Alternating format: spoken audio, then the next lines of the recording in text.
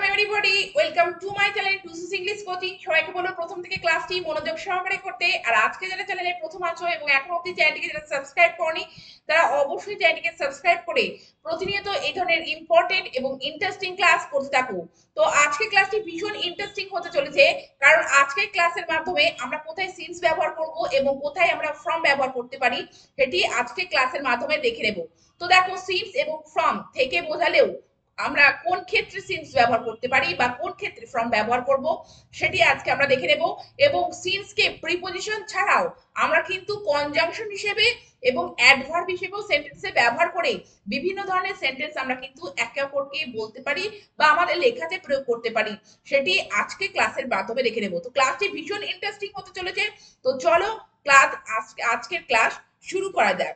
তো প্রথমে আমরা যেটি দেখে নেব সেটি প্রিপজিশনের ব্যবহার।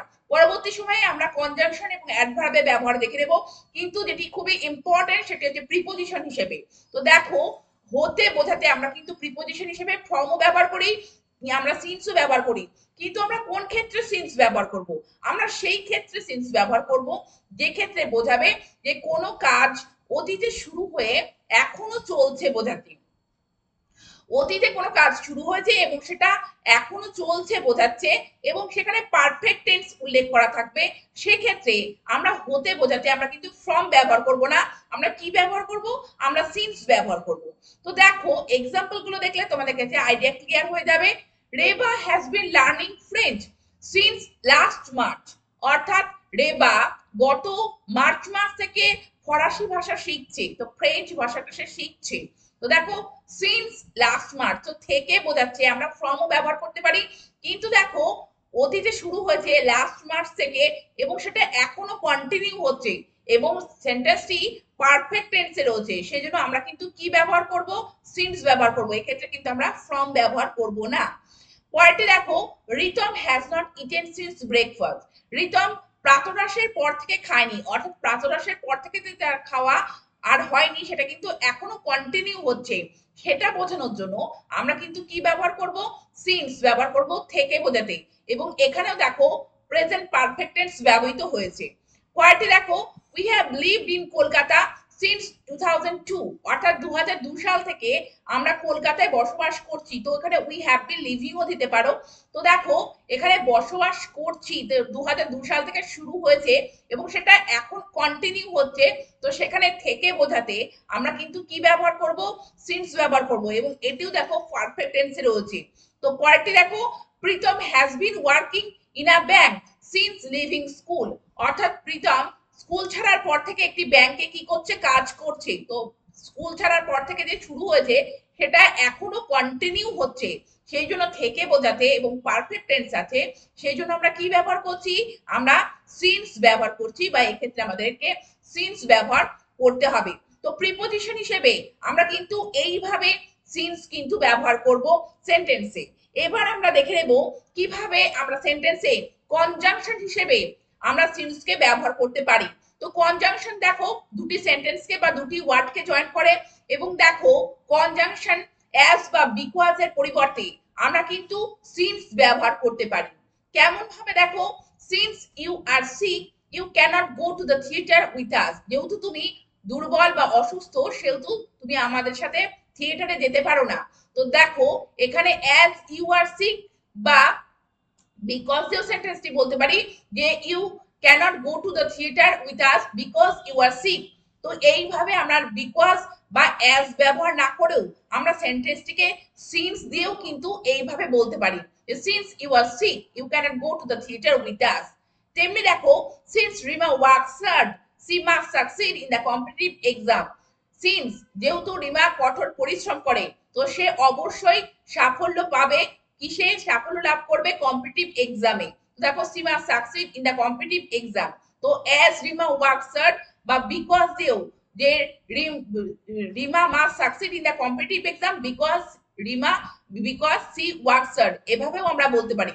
তো আমরা অ্যাজ বা বিকজ আমরা কিন্তু ইউজ না করে আমরা সিন্স দিয়ে একই রকম সেন্টেন্স কিন্তু আমরা এইভাবে বলতে পারি। তারপরে দেখো, কনজাংশন হিসেবেই কোনো সময় ধরে বোঝাতে আমরা কি ব্যবহার করতে পারি? আমরা ব্যবহার করতে পারি সিন্স। তো দেখো, it is 5 years since I have not seen Malati, যে 5 বছর হলো আমি মালতীকে দেখিনি, তো 5 বছর ধরে।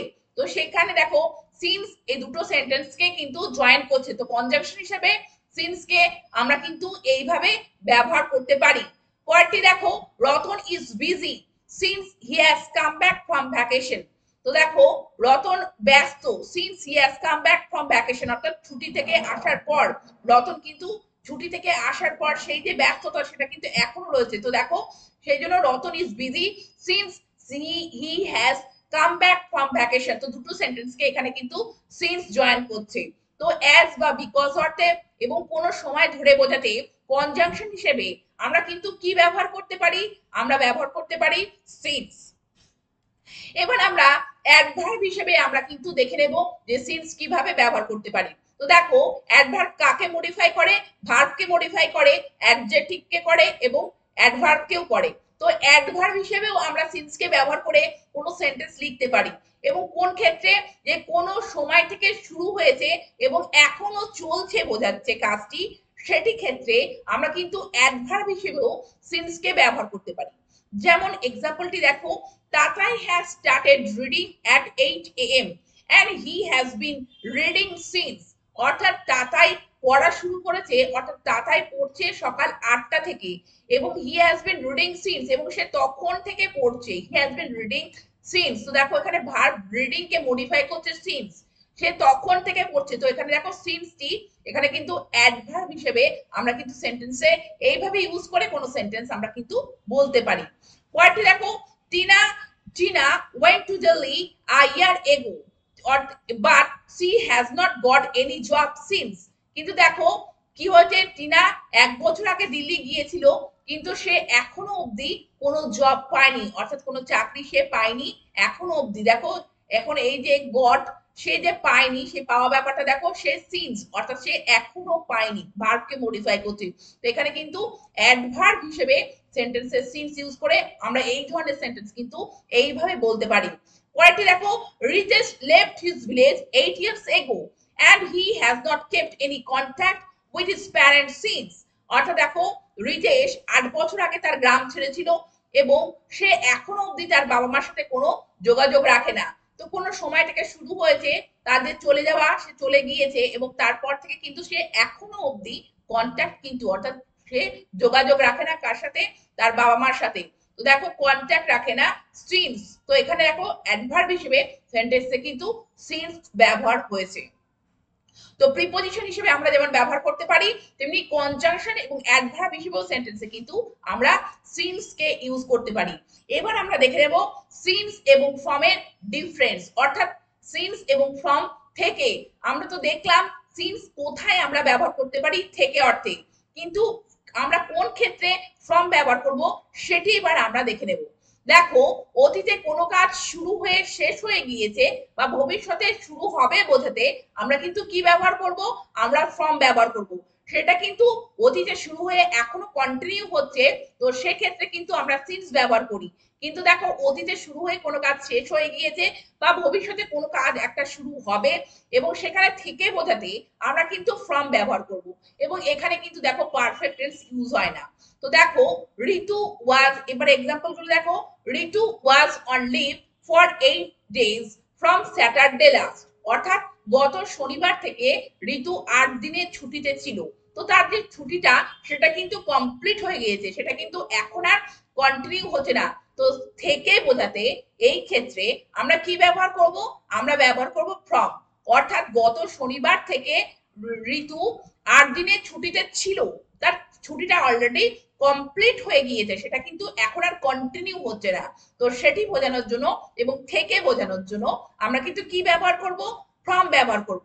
পরেরটি দেখো, the circus will be started in Kolkata from next Sunday, অর্থাৎ সার্কাসটি কলকাতায় শুরু হবে আগামী রবিবার থেকে। তো দেখো থেকে বোঝাচ্ছে এবং ভবিষ্যতে কোনো কাজ শুরু হবে বোঝাচ্ছে, তো সেখানে থেকে অর্থে আমরা কিন্তু ফ্রম ব্যবহার করব, ফ্রম নেক্সট সানডে। পরেরটি দেখো, teachers toiled from morning to evening to get a job. Teachers toiled অর্থাৎ টিচার্স মানে কঠোর পরিশ্রম করেছিল সকাল থেকে সন্ধ্যা অবধি, টু গেট আ জব একটা চাকরি পাওয়ার জন্য। তো দেখো তার যে পরিশ্রমটা সেটা কিন্তু অতীতের কথা বলা হয়েছে, সেটা কমপ্লিট হয়ে গেছে। টয়েলড অর্থাৎ পরিশ্রম করেছিল, তিতাস পরিশ্রম করেছিল, সেটা তিতাস যে পরিশ্রম এখন অবধি করছে সেটা কিন্তু এখানে বলা হচ্ছে না। তো তিতাস পরিশ্রম করেছিল একটা সময়ে, কখন, মর্নিং থেকে ইভিনিং অবধি কি করার জন্য, একটা চাকরি পাওয়ার জন্য। তো দেখো সেটা কিন্তু কমপ্লিট অলরেডি হয়ে গিয়েছে, এবং এখানে কিন্তু কোনো পারফেক্ট টেন্স নেই। তো এক্ষেত্রে আমরা থেকে বোঝানোর জন্য আমরা কি ব্যবহার করব, আমরা কিন্তু ব্যবহার করব ফ্রম। তো তোমরা দেখলে যে আমরা কোথায় সিন্স এবং কোথায় ফ্রম ব্যবহার করব থেকে বোঝানোর জন্য, এবং প্রিপজিশন ছাড়াও আমরা কিন্তু কনজাংশন এবং অ্যাডভার্ব হিসেবেও কিন্তু সেন্টেন্সে সিন্সকে ব্যবহার করতে পারি। তো তোমরা এই ধরনের সেন্টেন্স এবং এইভাবে সিন্স সঠিক জায়গায় সঠিকভাবে ব্যবহার করে বিভিন্ন ধরনের সেন্টেন্স একে অপরকে বলতে থাকো এবং নিজেদের লেখাতে প্রয়োগ করতে থাকো। আর চ্যানেলটিকে সাবস্ক্রাইব রেখে প্রতিনিয়ত এই ধরনের ইন্টারেস্টিং ক্লাস করতে থাকো। Thank you very much, thank you for watching this video.